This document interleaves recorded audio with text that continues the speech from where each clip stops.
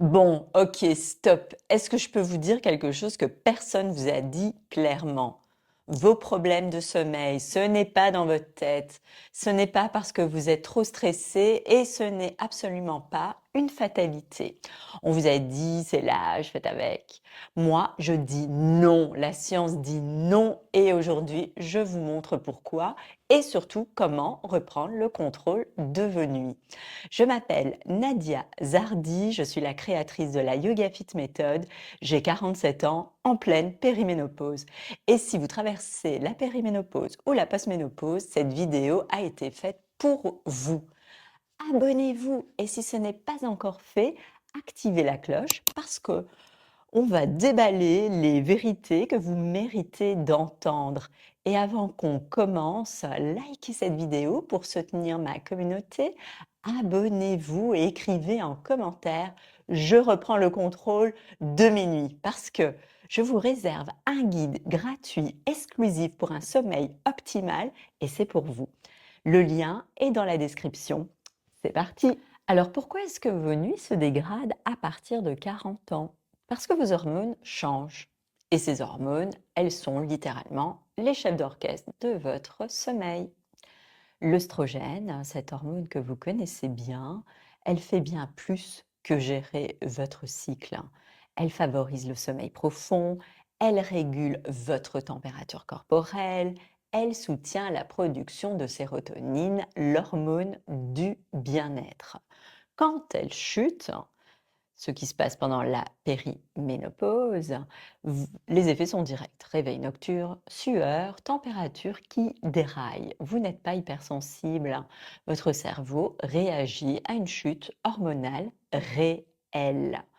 Alors vous avez aussi la progestérone, celle-là c'est une super hormone, l'hormone calmante. Et pour une bonne raison, elle stimule les récepteurs GABA dans votre cerveau. Ce sont les mêmes récepteurs que ciblent les médicaments pour l'anxiété et le sommeil. Et la mauvaise nouvelle, eh bien, la progestérone diminue avant l'œstrogène. C'est souvent le tout premier signe de la transition. Vous vous sentez agité le soir, vous mettez du temps à vous endormir, vous vous réveillez sans raison à 3 heures du matin. C'est en fait votre progestérone qui vous envoie un signal. Alors, le cortisol, votre hormone du stress, normalement, il est au maximum le matin. Il vous aide à vous lever et se minimise la nuit pour vous laisser dormir. Simple, logique, élégant. Sauf qu'en transition hormonale, la chute des œstrogènes amplifie la réponse du stress de votre cerveau. Résultat, le cortisol reste élevé la nuit et vous vous retrouvez réveillé à 3 heures du matin, l'esprit qui tourne à 200 km/h, épuisé mais incapable de vous rendormir. Et le pire, le manque de sommeil augmente le cortisol perturbe le sommeil, c'est le cercle vicieux. Et enfin, il y a la mélatonine, votre hormone du sommeil. Toutes ces fluctuations hormonales désynchronisent votre rythme circadien. Votre corps ne sait plus exactement quand s'endormir, quand se réveiller. Alors, maintenant que vous comprenez le pourquoi, regardez l'ampleur du problème. Ces chiffres m'ont choquée et franchement, ça m'énerve qu'on ne nous en parle pas plus.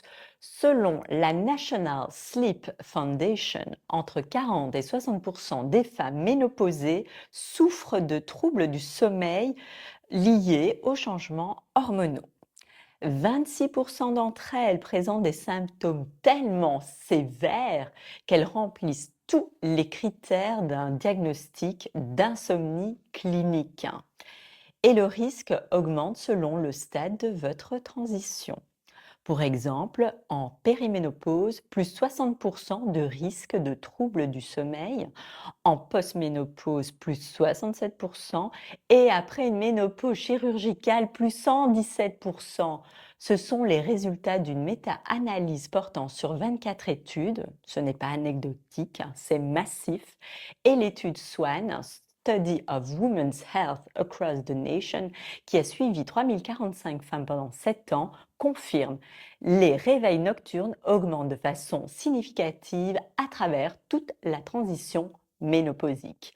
Donc, si vous souffrez, vous n'êtes pas seul et si vous ne souffrez pas encore, cette vidéo vous évitera d'en arriver là. Parlons bouffée de chaleur, ce moment magique où vous êtes en plein sommeil et soudain, pouh, vous avez l'impression d'être dans un four. Jusqu'à 80% des femmes vivent ça pendant la transition ménopausique. Et la durée médiane de ces symptômes, 7,4 ans selon l'étude SWOT. Mais voilà ce que peu de gens vous disent. Les bouffées de chaleur ne sont pas juste inconfortables, elles ont un impact mesurable sur l'architecture de votre sommeil. L'étude de Zambotti a calculé que le temps d'éveil causé par les bouffées de chaleur représente en moyenne 27% du temps total de réveil nocturne. Et les femmes avec des bouffées de chaleur modérées à sévères sont 3 fois plus susceptibles d'avoir des réveils nocturnes fréquents. 3 fois. Alors concrètement, ce soir, 1. Chambre à 18 degrés maximum, pas négociable. 2. Drap en coton ou en lin, des fibres qui respirent, qui évacuent l'humidité. 3. Une séance de relaxation avant de dormir pour calmer le système nerveux avant même de vous allonger. Et d'ailleurs, j'ai encore mieux à vous montrer dans quelques instants. Parlons de votre chambre, parce que l'erreur numéro 1 que font la plupart des femmes, elles cherchent des solutions complexes alors que la réponse la plus évidente se trouve dans leur chambre.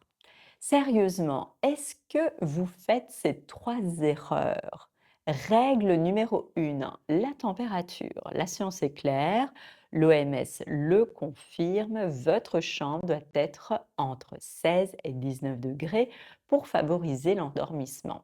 Pourquoi? Parce que votre corps a besoin d'abaisser sa température d'environ 1 degré pour initier le sommeil. Si votre chambre est trop chaude, vous vous battez contre votre propre biologie.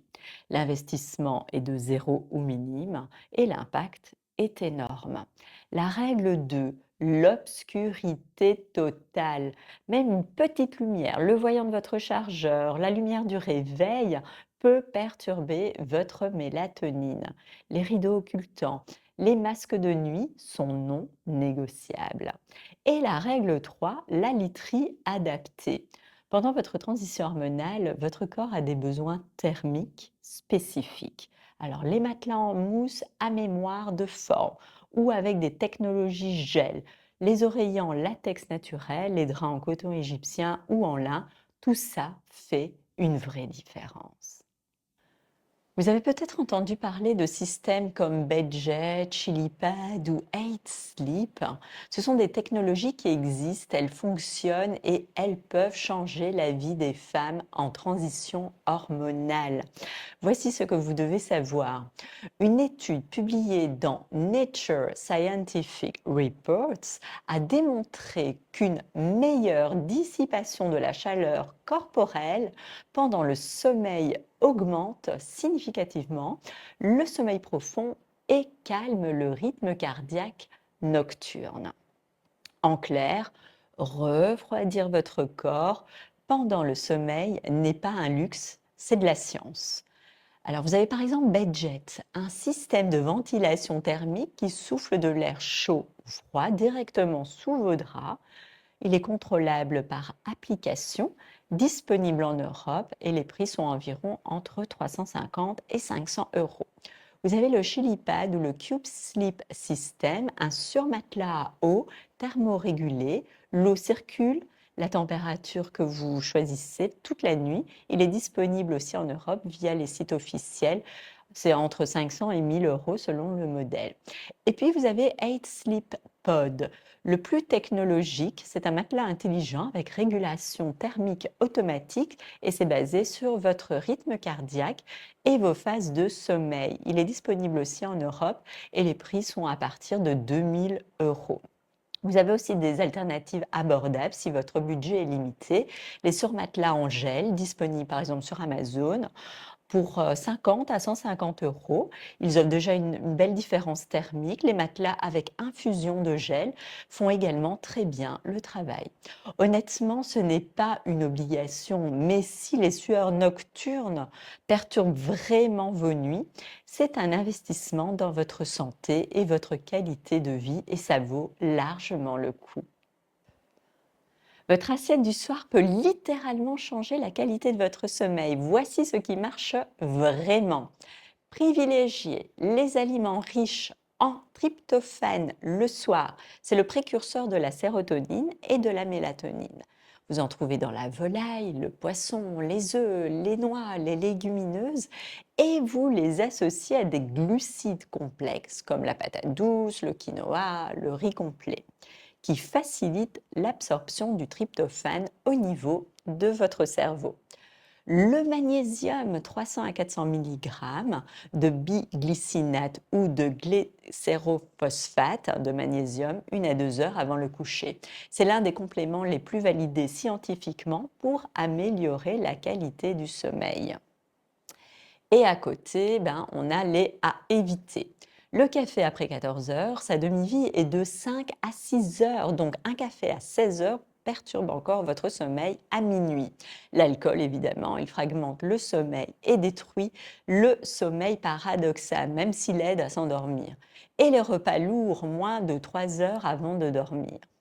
Et maintenant, mes 3 plantes préférées pour les nuits en transition hormonale. Alors, vous avez la valériane, 300 à 600 mg d'extrait standardisé 1 heure avant le coucher. Elle agit sur les récepteurs GABA exactement comme la progestérone. Résultat, relaxation et endormissement facilité. Vous avez la passiflore, elle combine des propriétés anxiolytiques et sédatives douces, idéale si vous avez des pensées qui tournent en boucle au moment de dormir, en infusion en 2 grammes dans 250 millilitres d'eau chaude 30 minutes avant de dormir. L'ashwagandha, mon adaptogène préféré pour la transition hormonale, 300 à 500 mg d'extrait standardisé le soir. Elle réduit le cortisol, améliore la résistance au stress et favorise un sommeil plus profond et réparateur. Attention, important, parlez-en toujours à votre médecin ou pharmacien, surtout si vous prenez déjà d'autres médicaments. Naturel ne veut pas dire sans interaction. On est à mi-chemin et j'espère que vous voyez déjà les choses différemment. Si c'est le cas, likez cette vidéo pour soutenir notre communauté et aider d'autres femmes à trouver ce contenu. Abonnez-vous si ce n'est pas encore fait et commentez «Je reprends le contrôle de mes nuits» pour recevoir votre guide gratuit exclusif pour un sommeil optimal. Ça prend 5 secondes et ça compte énormément. Maintenant, je vais vous parler d'une pratique que j'ai développée spécifiquement pour les femmes en transition hormonale, la Yoga Fit Method. Ce n'est pas du yoga traditionnel, c'est une méthode pensée pour vos besoins spécifiques à cette étape de vie. Ce qu'elle fait concrètement pour votre sommeil, elle active le système parasympathique, le mode repos et digestion. Elle désactive le mode alarme du cortisol. Elle fait baisser votre cortisol. Elle réduit la fréquence et l'intensité des bouffées de chaleur nocturnes. Elle libère les tensions musculaires qui maintiennent le corps en alerte. Les automassages envoient un signal très clair à votre système nerveux. La journée est terminée, tu peux lâcher prise. Et la cohérence cardiaque, juste avant de dormir, 5 minutes, inspirez 5 secondes, expirez 5 secondes. C'est que 5 minutes, c'est tout. Ça réinitialise votre système nerveux autonome avant de dormir. Tout le détail de la Yoga Fit Method, les séquences complètes de yoga ball thérapeutique, les protocoles hormonaux, tout est dans mon livre Belle Zen et en forme 2. Le lien est dans la description. Alors commandez votre exemplaire dès aujourd'hui. Si je ne pouvais vous donner qu'un seul conseil pour votre sommeil, un seul, ce serait celui-ci. Une étude majeure publiée en 2023 dans Sleep Health a démontré que la régularité du sommeil est un meilleur prédicteur de mortalité que la durée totale de sommeil. Vous avez bien entendu, dormir 7 heures à des horaires irréguliers est moins bénéfique que dormir 6h30 à heure fixe. Et une autre étude a montré que des cycles veille-sommeil irréguliers augmentent le risque de crise cardiaque et d'AVC de 26%. Alors la règle, choisissez une heure de lever fixe et tenez-la 7 jours sur 7, même le week-end. Même si vous avez mal dormi, même si vous avez envie de rester sous la couette. Ce n'est pas votre heure de coucher qui compte le plus, c'est votre heure de lever, c'est votre encre circadienne. Faites ce seul changement pendant 3 semaines et observez la transformation. Voilà, vous avez enfin maintenant toutes les clés. Alors, récapitulons ensemble votre plan d'action. 1. Comprenez vos hormones, œstrogènes, progestérone, cortisol. Savoir ce qui se passe dans votre corps, c'est le premier pas pour agir. 2. Créez votre sanctuaire, chambre à 18 degrés, obscurité totale, literie adaptée dès ce soir. 3. Nourrissez votre sommeil, tryptophane le soir, magnésium, zéro café après 14 heures, zéro alcool. 4. Pratiquez votre rituel, yoga fit méthode, plus cohérence cardiaque, plus même heure de lever chaque matin. Et 5. Envisagez les alliés, les plantes, les technologies thermiques. Si les sueurs nocturnes sont intenses, le sommeil réparateur ne se décrète pas, il se cultive. Mais les femmes qui appliquent ces stratégies voient une vraie différence en quelques semaines. Rappelez-vous, vous n'êtes pas seul. Ce que vous traversez est réel et vous méritez de dormir. Si cette vidéo vous a apporté quelque chose, likez-la, partagez-la parce qu'il y a une femme dans votre entourage qui a besoin d'entendre ça maintenant. Abonnez-vous à ma chaîne pour ne rien manquer, likez cette vidéo pour soutenir notre communauté. Chaque like aide d'autres femmes à trouver ces informations et commenter. Je reprends le contrôle de mes nuits pour recevoir votre guide gratuit exclusif pour un sommeil optimal. Sérieusement, faites-le maintenant pendant que vous y pensez. Et pour aller beaucoup plus loin, mon livre Belle, zen et en forme 2 est votre guide complet, la Yoga Fit Method, les protocoles, les routines hormonales, tout est là. Le lien est dans la description. Je vous dis à très vite. Prenez soin de vous, de vos nuits et n'oubliez pas, comprendre, agir, ne plus subir.